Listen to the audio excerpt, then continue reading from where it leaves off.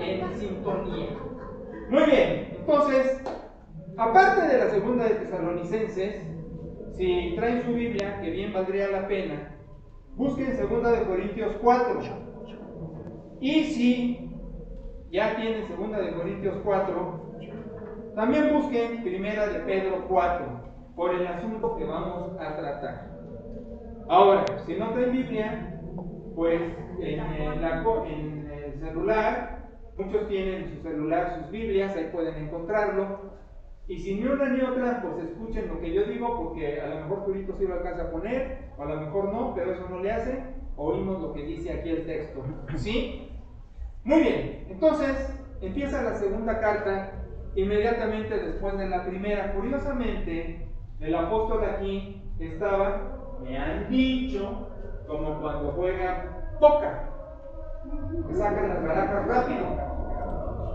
¿Te han dicho? Me han contado. ¿Qué te habrá contado? ¿Ni que te está viendo mucho? Entonces el apóstol, desde Corinto, le arroja a Tesalónica la carta. Pero no mucho tiempo después, casi rápidamente le arroja la segunda carta. Por eso no hice pausa. Terminando esta, sí regreso a Hechos, para andar caminando con el apóstol y con el Espíritu Santo cuando va avanzando la iglesia, mi vida. Ese es el asunto aquí. Entonces, dice el apóstol, debemos, fíjate cómo empieza, se obliga a ver, Nelly, tú le dices a Fer, debemos hacer esto. ¿Y qué siente Fer cuando le dices debemos? Que tiene que, ¿verdad, mi amor? Igual yo hago con Pera cuando me dice debemos. Sí, mi vida. Hazte manda, a sus órdenes, jefe. Y es que se nos puede pasar. Fíjate cómo empieza. Se nos puede olvidar. Y por eso dice, debemos. Y no solo él, y no solo el equipo con el que él gana, sino todos sus lectores los está obligando a ese deber. Es un imperativo. Debemos siempre dar gracias a Dios por todos, por ustedes, por nosotros, por todos, como es digno.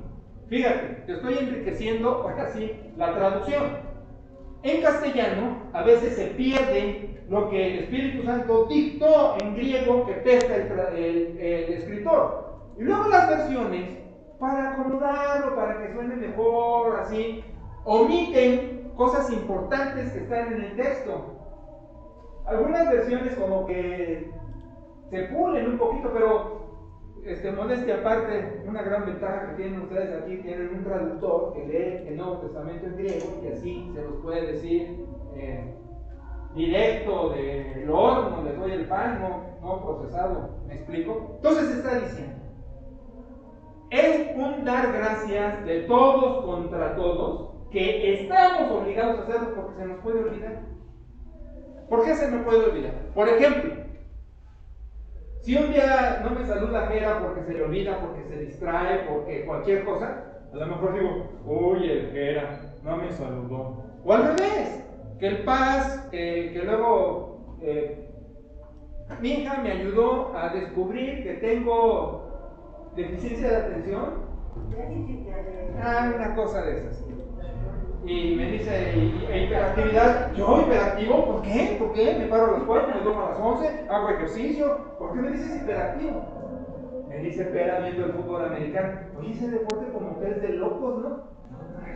Yo me siento bien a gusto. Me siento como en una hamaca y con todos corriendo y golpeándose. Bueno, entonces, en esas distracciones puedo pasar de largo. Y lo he hecho. O luego voy al punto y la gente saca de onda que en vez de... Por eso me encanta mensajearme con Turo. Con él no tengo que, hola, ¿cómo estás? Doy gracias a Dios porque estamos aquí, bienvenido, y ya después le pongo el asunto. Ahí nada más le pongo papas y contesta sobres, ya, nada más. A veces me manda audios en silencio. No. Pero la cosa es que paso, o simplemente, oye esto. Y dijeron, el padre me saludó, es que se me... Entonces, lo que estoy diciendo es que se nos olvida que debemos ser agradecidos unos con otros, contra otros, permanentemente. Por eso empieza el apóstol así. Oye, no se te olvide que debemos agradecernos todos contra todos. Qué gusto verte, Fede. Y todos decimos, sí, amén. Bienvenido, mi Fede, el abuelo nuevo. Ah, qué gusto. Bueno, entonces dice, no te distraigas. Agradece siempre por los demás. Y va a dar una razón sensacional. Porque su fe crece. ¡Ah, Chihuahua! A ver, Fede, ahorita que acabas de llegar, ¿tu fe creció de hace 8 días a hoy? Ah, te felicito, Fede. Yo no. Turo, ¿tu fe creció del domingo pasado a hoy? Es un proceso, la fe. ¿Ves qué importante es que estés en los sermones? ¿Me lo soplas, mi amor? Claro, tú lo dijo, se mantuvo. Eso ya es gane. ¿Vieron lo que mandaron? Pero la pregunta es un proceso. Es un proceso, mi vida. Es un proceso y tiene altibajos. Claro. Mandaron con un poco de mano negra a los chats, interésate por tu pastor por lo menos, porque, y da ciertas estadísticas, que bueno, no sé de información factual de las mismas, pero dice, y Nati hace un par de años me pasaba notas que decía, vi en internet esto, sí. Yo les voy a hacer una confesión. Ustedes vieron hace muchos años un programa donde llegaba Chabela, a confesarse con un sacerdote que era Sergio Corona o otro cómico. Héctor Suárez. Uno de esos, y llegaba y Héctor Suárez. empezaba a decir, y el otro se asustaba porque leía otra cosa de lo que ella le estaba diciendo, ¿se acuerdan? Pues voy a empezar como Chabelita a decirles, ¿no? Pero, ya saben que yo me desnudo con ustedes. Y me desnudo porque eso es muy sano para todos. ¿Por qué? Porque hemos dado una falsa imagen desde el púlpito, desde años, quienes predicamos. Decimos, yo crecí así, yo como oveja veía al que predicaba, al pastor, infalible, impecable. Vamos, nunca lo oí, me astillé y me dolió mi dedo, jamás. ¿Y saben qué pasó? El pobre señor le dio una cosa en el cerebro, ¿cómo se llama? Embolia. Un aneurisma, que todo el mundo le dijo, se muere. Ay, perdónenme, tengo que tratar ese asunto con respeto porque en nuestra congregación pasó un caso así y fue una situación muy dolorosa, muy delicada. Miren, respetuosamente menciono, se le dijo a este señor, tienes este enorme problema y es, aunque no pueden saber siempre el origen de estas cosas, el enorme estrés que cargas. Y cuando estuve de presidente de pastores en el estado de Veracruz, uno de ellos me dijo, necesitamos ventilar las neurosis de los pastores que cargamos por el estrés de llevar a las ovejas, las iglesias, la gente sin voluntad, su falta de la misma, bla, bla, bla, bla, bla. Bueno, para no hacerles ya el cuento largo, hablando de la fe, yo tengo altibajos en la semana. Por eso cuando dice el apóstol, porque su fe va creciendo, está diciendo, y péscalo de quién se supone que es de los que se pone ejemplo en la fe, que andamos así. Bueno, tú oíste la canción de Cricri del Che Araña, y no era argentino. El Che Araña era un pasito para adelante y varios para atrás, ¿no? Es un proceso. Sí, Dios, tú conmigo, con nosotros, con la iglesia, sí. Y de repente, pasan cosas. En el box, los mejores golpes son los que se dan en el cuerpo. Hablando de hiperactivo, también boxeé en la prepa. Yo tuve muchos apodos. Uno era Magma, de la cosa que hace erupción en la lava de los volcanes. En la prepa, ¿te acuerdas cuál era mi apodo en la prepa? Sí, pero cuando boxeaba. ¿No te acuerdas? Pepe el Toro. ¿Y sabes por qué Pepe el Toro? Porque en una de esas Pepe el Toro boxeó o algo así, creo que mató a alguien y fue un drama. Bueno, esas películas mexicanas, ¿no? Pero cuando boxeaba, a mí se me olvidaba la técnica, porque la técnica es el jab, el upper, ¿no? A mí se me olvidaba. ¿Sabes qué hacía? Tú veías al monstruo de Tasmania en las caricaturas de Porky y de Bugs Bunny, me iba como loco, dando hasta mordidas, ¿no? Bueno, entonces, hasta orejas me traje. Entonces, te estoy diciendo, ya ni me acuerdo por qué salió lo del box. Ayúdenme. Porque andamos adelante, atrás, nos subimos, bajamos el papel, es un proceso. Se me fue. A ver si te voy a cerrar. Tiene que ir para atrás. Los mejores golpes se dan desde atrás. Exacto. La Abajo. blanda. Abajo. Uno cree que el golpe en la carita es el devastador.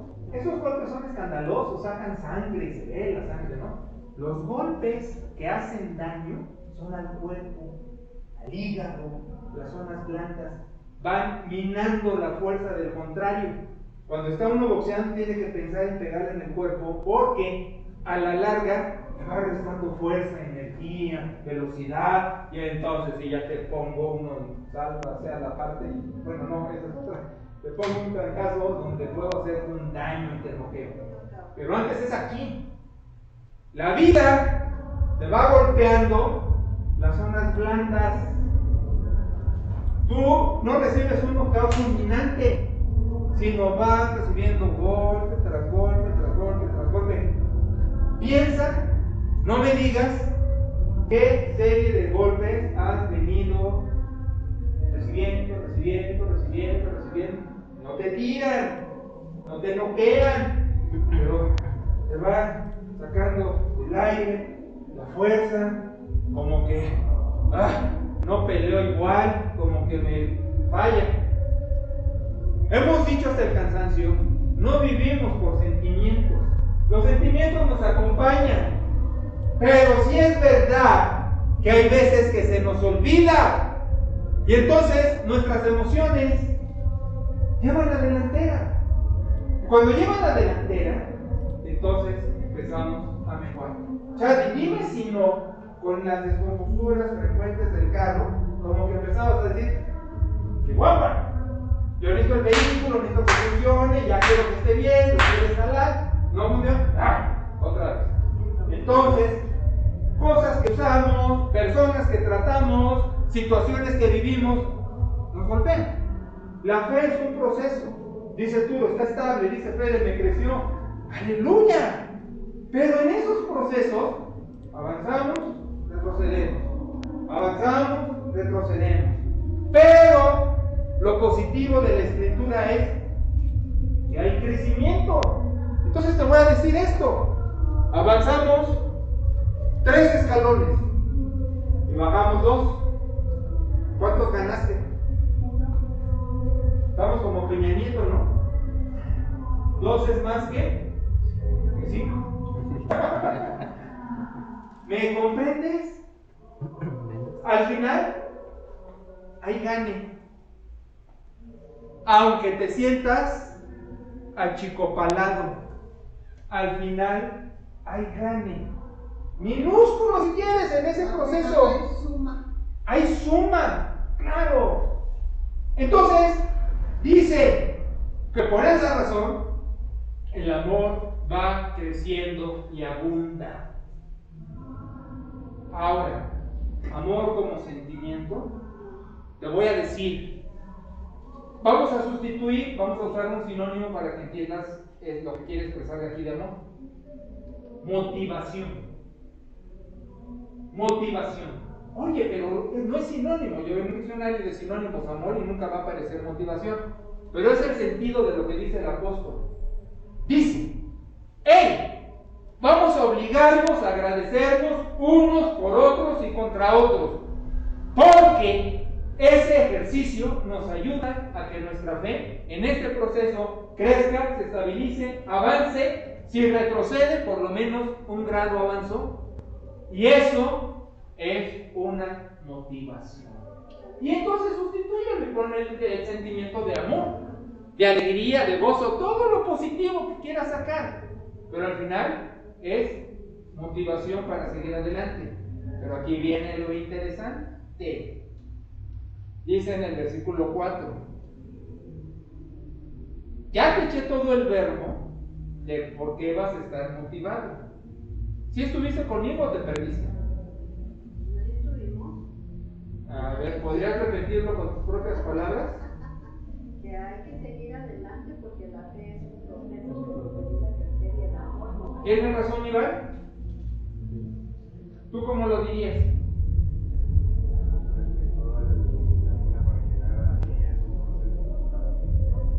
¿Tú cómo lo dirías, Turito?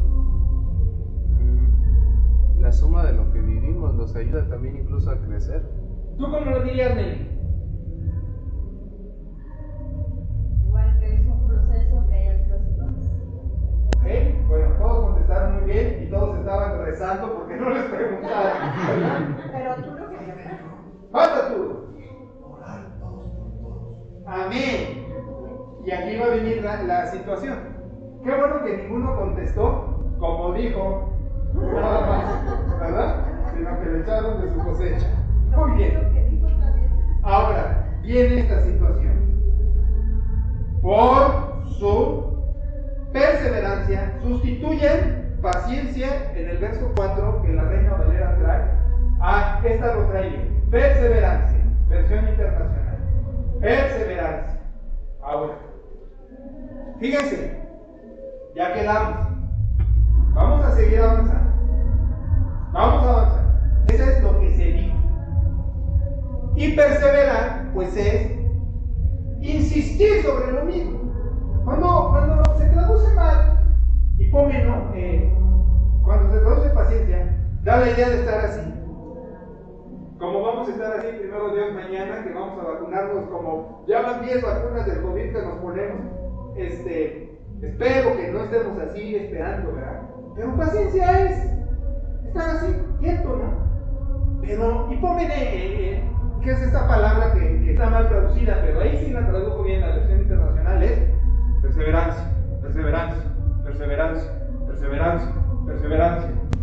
Les voy a poner un ejemplo de perseverancia para que vean lo que se alcanza sin rendirse. Cuando Pera me persiguió, yo le decía no, y andaba atrás, él no me dejaba, ¿no? Fue al revés. Oye, Pera, me hace caso, ¿verdad? No rendirse. Y dice, no te rindas por, dice, persecuciones y sufrimientos. Persecuciones, mejor que sufrimiento, que la versión internacional es machacar. Machacar. ¿Te has machucado con el automóvil cuando cierras la puerta, hijo? ¿Te ha tocado un dedo? Pensártelo. ¿Sí? Es de las machucadas más horribles que me ha tocado. O con un martillo.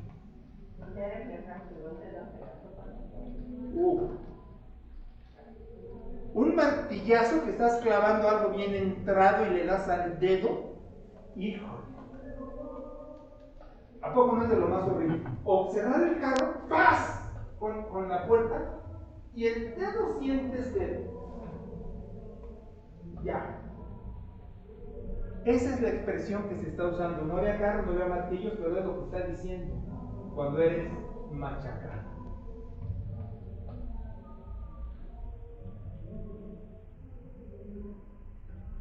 El sufrimiento en la vida de los creyentes es un misterio. No tenemos una explicación lógica. Nosotros, las ciencias exactas, Turito, ingeniero civil, físico, maneja mucho ciencias exactas,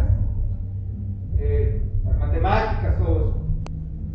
La lógica Queremos cosas entendibles y con fundamento, con razones. Al vivir en la fe, entramos a un panorama totalmente diferente. No existe la lógica. Ahora, tú debes entender que me estoy entreteniendo con 2 o 3 versículos y tú leíste el resto y dices, oye, pero el resto dice que en la parucía el Señor le va a poner de coscorrones a los que nos hacían daño, nos perseguían y nos maltrataban, la. ¿De acuerdo? Pero a mí no me importa, y no es faltarle al respeto al pasaje, ¿qué va a pasar con los que me persiguen o con los que me lastiman? Me importo yo y me importas tú a la hora de estar siendo machacado. Por eso mi énfasis es la primera parte del pasaje. Porque en el misterio del dolor hay provecho. Esto siempre tengo que explicarlo y tardarme en explicarlo, porque podría entenderse que Dios es sádico. Un sádico es al que le gusta hacer sufrir. Y que nosotros somos masoquistas porque nos gusta sufrir. Y ni uno ni lo otro. Aunque te voy a confesar algo. Al ser humano, cierto dolor sí le gusta. Por ejemplo, no a veces te maltratas psicológicamente cuando cometes una torpeza en tu casa, que se te cae la harina, que tiras el azúcar, que tiras la sal, que se te derramó la leche. ¿Cómo te dices? A veces lo articulas o a veces lo piensas. Pero ¿a poco te dices? No te preocupes, no pasó nada, hombre, fue un accidente? Ay, qué lindo eres. ¿Verdad que no? Tan bonita. Y si eres de temperamento colérico, Y yo, hazte a un lado.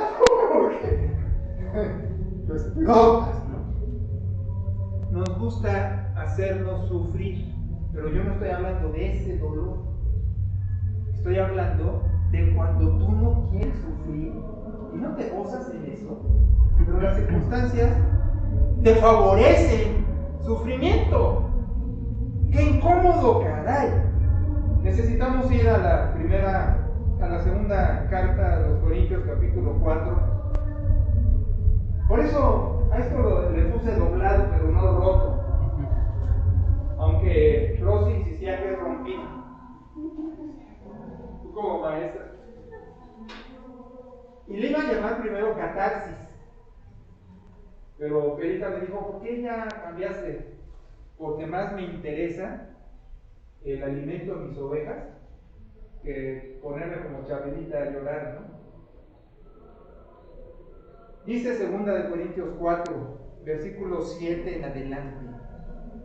Hablando de la presencia de Dios en tu vida, dice: ¿tienes la presencia de Dios que es un tesoro en un vaso de, ¿cómo se llaman los desechables? Esos que agarras y te haces polvo, ¿sí? El de unicel, ajá. ¿Tienes a la presencia de Dios en un vasito frágil de unicel? Que no sirve para nada, para que la excelencia del poder sea del Señor y no de nosotros, que estamos atribulados en todo.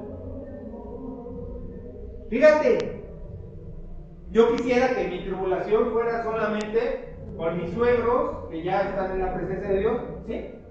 Sí, que ya están en la presencia de Dios, pues ya no tengo tribulación, ya están con Diosito, ¿no? Pero no, nada más son con ellos. La verdad sí me llevaba muy bien y respeto tanto al suegro y siempre me pronuncio de ellos. Cuando estoy juguetón, pues vacilo. Pero la tribulación no tiene partidas. Los contadores hacen sus partidas. La tribulación es general. Porque dice el apóstol, estamos atribulados en todo. Te estoy diciendo, en lo que no estás ahora atribulado, adivina qué, el día de mañana lo vas a estar. ¿Cómo puede ser? Ajá. ¿Por qué? Porque la vida es compleja. ¿Sí has dicho sí o no? Oye, tengo estos achaques que no había tenido nunca. Y el cotorreo es, entramos a la edad de los nunca. Nunca me había pasado, pero ahora me está pasando. El panorama puede ser desalentador si te estoy diciendo que las cosas no van a mejorar, sino que, al revés, van a empeorar. Dice también, mas no angustiados, en apuros, mas no desesperados, perseguidos, mas no desamparados, derribados, pero no destruidos. Ahí lo dejo nomás, para entender que siempre vamos a estar con carga en la espalda de X, Y, Z. Y cuando creas que ya una cosa se superó, otra va a aparecer. Y así es, déjenme decirlo, la canija existencia. Entonces yo te acababa de decir que el dolor es un misterio, que el sufrimiento es un misterio. Fíjate que en teología, no en hablar de Biblia y hablar de cosas de iglesia, porque hablar de Biblia y hablar cosas de iglesia existen demasiados portavoces. Mucha gente en videos, en audios, en sermones, en libros, da recetas y responde: ah, ¿qué pasa esto? Por esto, por esto. Pero eso tan superficial es como los amigos de Job, que cuando Job estaba bailando con la más horrible, llegaban sus cuates y le daban sus opiniones tan sabias, pero totalmente desacertadas. Y llega un punto que dice Job, bueno, lo dice en la poesía hebrea de un modo muy bonito, pero a la mexicana dice: amigos así, ¿para qué tengo amigos? Mis amigos mejor que se vayan por un tubo, así lo expresa. Hay mucha superficialidad en las recetas. Una de las que más me disgusta es: no preguntes por qué, sino para qué. No te dice nada, porque te quedas igual o peor. Permíteme usar un ejemplo, Charlie, personal. Charlie, hablando de demos gracias por todos nosotros, sabemos que pasó una experiencia hace años, yo diría, la más brutal que puede existir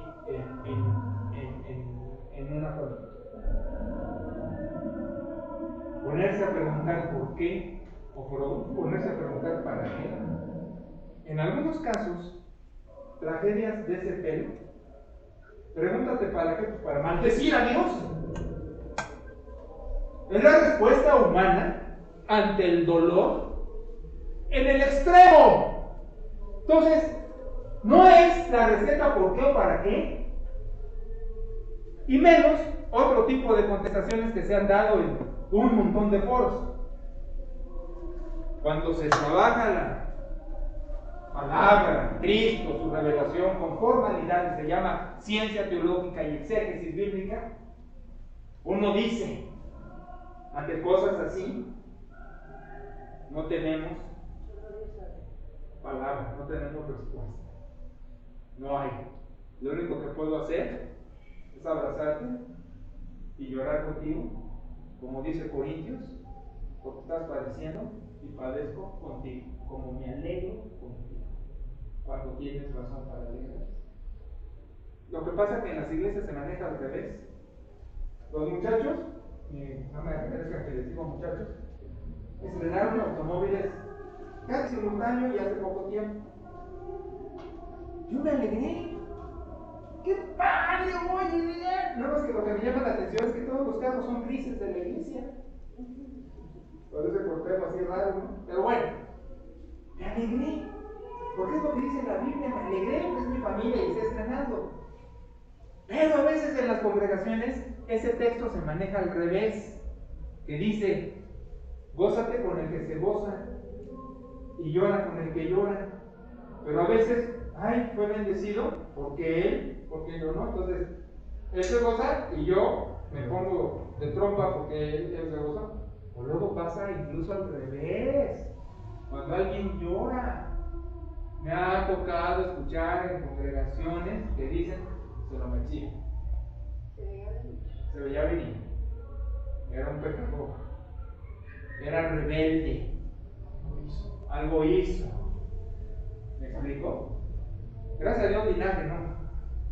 Digo, cuando alguien se alegra con él, cuando alguien llora con él. Pero, esa es la respuesta. No te dice la Biblia, dale razones, dale argumento, explícale lo lógico de su dolor. Solo dice, llora con él. Porque dice la Escritura, doblados, pero no rotos.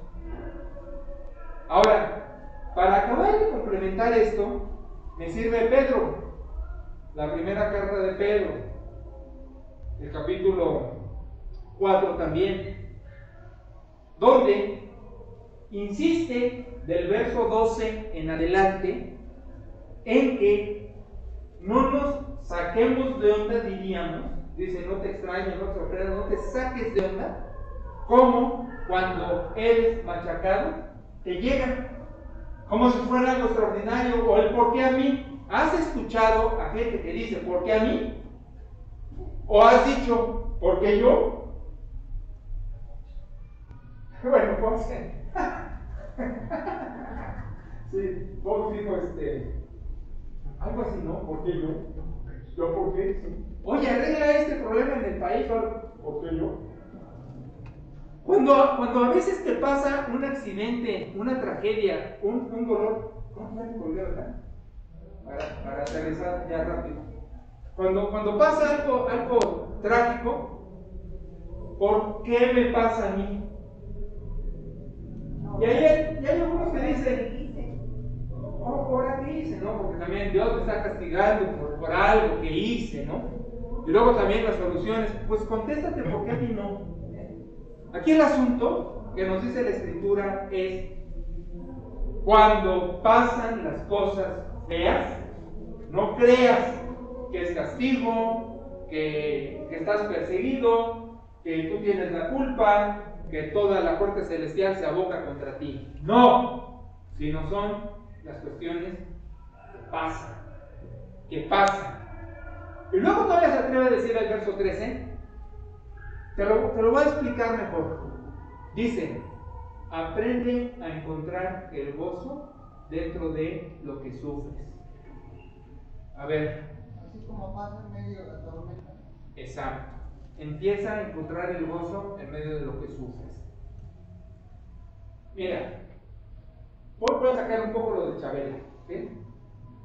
A veces, cuando pasan experiencias en nuestra vida, pastoral o cosas, y me siento mal, no lo quiero decir porque digo, ella está llevando lo mismo, y si lo digo, los dos vamos a venirnos para abajo. Pero entonces, lo que hago es, me gozo en la compañera extraordinaria que Dios me ha dado. Si te estoy ayudando, trato de encontrar el lado bueno en medio de lo feo. ¿Sí te ayudo? Vivimos cosas que a veces decimos charros, pero entonces en vez de concentrarme en el charros, digo, pero qué padre la compañía de ella, de tal manera que o hago un chiste o ella lo hace. Mira, una de estas noches, que luego tardo en dormir, estábamos viendo una película del Hombre Lobo. Ella iba a medias porque ella se durmió, pues ella no tiene ni locura. Pero una de las cosas que le dije de esta película, ¿te acuerdas que te dije? ¿No te acuerdas? ¿O te haces? Que si yo fuera Hombre Lobo, ¿qué? Ah, no, sí, ya sé dónde iba a ir. Es que la abrazo, y al abrazarla la estrujo y la apapacho y la aprieto por todos lados. Mi niña decía, deja los dedos, porque igual a ella le apretaba las piernas, todo, y sí, quedaban los dedos, ¿no? pues ni pera la muchacha. Entonces le dije, no hombre, si yo fuera hombre lobo, atascada que me da, ¿no? Todo lo que mordía, todo lo que me comía, digo, bueno. Tengo que dejar el pan. ¿Y sabes en qué momento se lo dije? En uno de los momentos en que me sentías mal. ¿Qué no reías? Es lo que ella dijo, mi niña, una vez en el Face puso. Estos luego pasan cosas pesadas y los vemos en su cuarto reírse. O están locos o no lo entienden, ¿no? Es que dice, busca sacar el gozo porque participas de los dolores que participó también nuestro Señor Jesucristo. Fíjate, si tú dijeras, me lastima, ¿qué te lastimaría? Voy a usar algo hipotético. Me lastima que algunas de mis amigas o examigas sean groseras conmigo. Podríamos usar ese ejemplo hipotético. Entonces dice aquí que buscas encontrar gozo porque lo que estás pasando lo pasó el Señor. Y eso también se nos olvida. La kenosis, la encarnación de Jesús, dice la Escritura que todo lo que hemos pasado, Él llevó. ¿Sabes? A veces como oro y le digo, jefe, tú que tienes postdoctorado en traición, aquí está un alumno, échame la manita, tú que eres más allá de doctorado en traición, ayúdame porque mira aquí yo traigo un par de traicioncitas, ¿cómo le hago? Entonces me dice aquí, aprende a encontrar gozo porque estás en la misma escuela que pasó ¿quién? El jefe. Entonces ninguno de nosotros puede decir ¿por qué a mí? ¿Me explico? Porque la vida es así. Entonces regreso a Tesalonicenses, porque a lo mejor ya quieren que me acabe. Regreso a Tesalonicenses y te digo, debemos siempre agradecer unos con otros y contra otros, porque como sea, aquí estamos creciendo en la fe con nuestras altibajas, aprendiéndonos a amar, a motivar y al pie del cañón. Te lo voy a decir a la mexicana y aprovechando este momento. No lamentes las ausencias para decepción, alégrate con las presencias para motivación y para gozo. ¿Me entendiste o te lo repito? Algunos están en línea, otros están de viaje, otros se distrajeron. No lamentes las ausencias para depresión, alégrate en las presencias para motivación. ¿Me entendiste? Sí, porque eso pasa.